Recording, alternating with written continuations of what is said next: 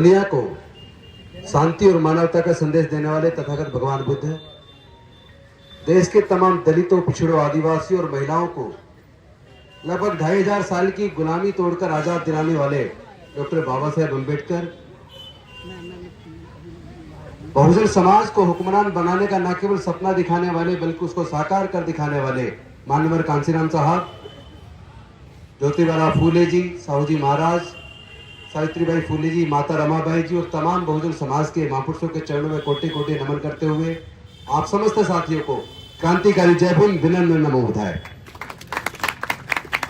साथियों, ये जो यूनिवर्सिटीज के अंदर केवल इतना नहीं हो रहा है जितना आप यहां सुन के जा रहे हैं, इससे कई गुना ज्यादा खराब हो रहा है।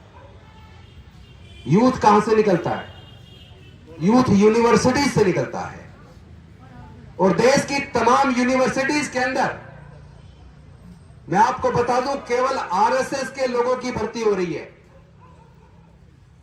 ऊपर से लिस्ट आती है, अगर केवल आरएसएस की मानसिकता वाले, मनुवादी मानसिकता वाले लोग पूरे देश के विश्वविद्यालयों में प्रोफेसर बन जाएंगे तो जहां यूथ में विचारधारा डाली जाती है दिमाग के अंदर, जब वहां जातिवादी, वर्ण व्यवस्था पर आधारित,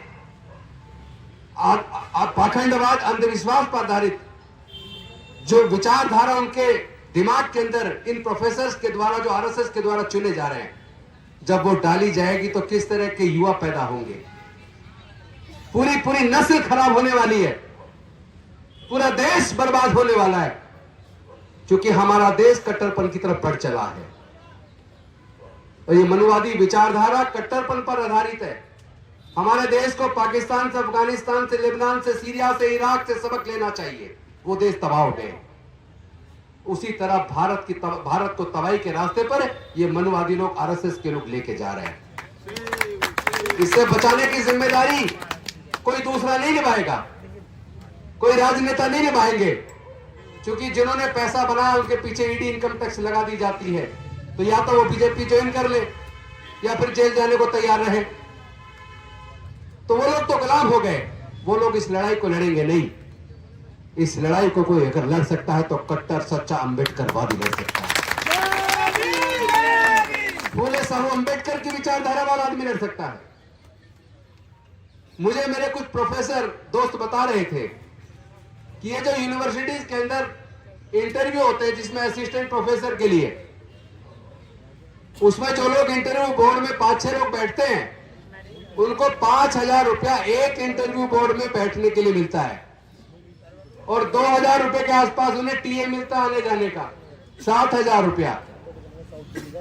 और 5-6 लोगों को जितना पैसा मिलता है, जितना उस मीटिंग में खर्च होता है, सारा जोड़ लिए जाए तो एक इंटरव्यू बोर्ड पर 1 लाख के आसपास खर्च हो रहा है।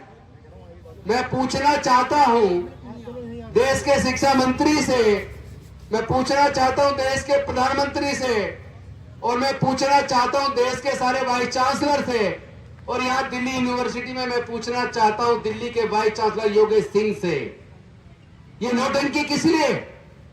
अगर आपको किसको चुनना, पहले ही उसको इंटरव्यू बोर्ड में बैठने वाले मेंबर्स को लिस्ट मिल जाती है कि आपने इन लोगों को चुनना है, तो फिर इंटरव्यू बोर्ड में आप लाखों रुपया समाज का, जनता का, देश का क्यों खर्च कर रहे हो?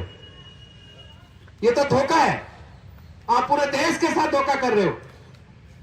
और अभी मुझे बताया, कल हम लोग उधर थे, वाईएमसीए में एक प्रोग्राम था, वहां पे राज्यसभा सांसद आरजेडी से मनोज झा जी, वो बता रहे थे कि ये जो प्रोफेसर, असिस्टेंट प्रोफेसर हैं जो आजकल भर्ती हो रहे हैं, उनसे पूछा गया प्रिंसिपल के द्वारा तुम क्लास लेने क्यों नहीं जा रहे हो पढ़ाने के लिए? तो असिस्टेंट प्रोफेसर कहता है मैंने इतना पैसा पढ़ाने के लिए थोड़ी ना दिया है। तो पैसे देके या फिर आरएसएस के अप्रोच से भर्ती हो रहे तो काबिल लोग तो हो नहीं रहे। मेरिट की बात करने वाले लोग कहां हैं?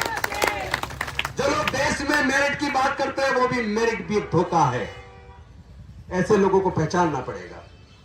एक और कॉलेज की घटना पता लगी, वो नया नया असिस्टेंट प्रोफेसर लगे, पैसे देके लगे या फिर आरएसएस के अप्रोच से लगे, क्लास में पढ़ाने गए तो उनके हाथ पैर फूल के बेहोश होकर गिर गए।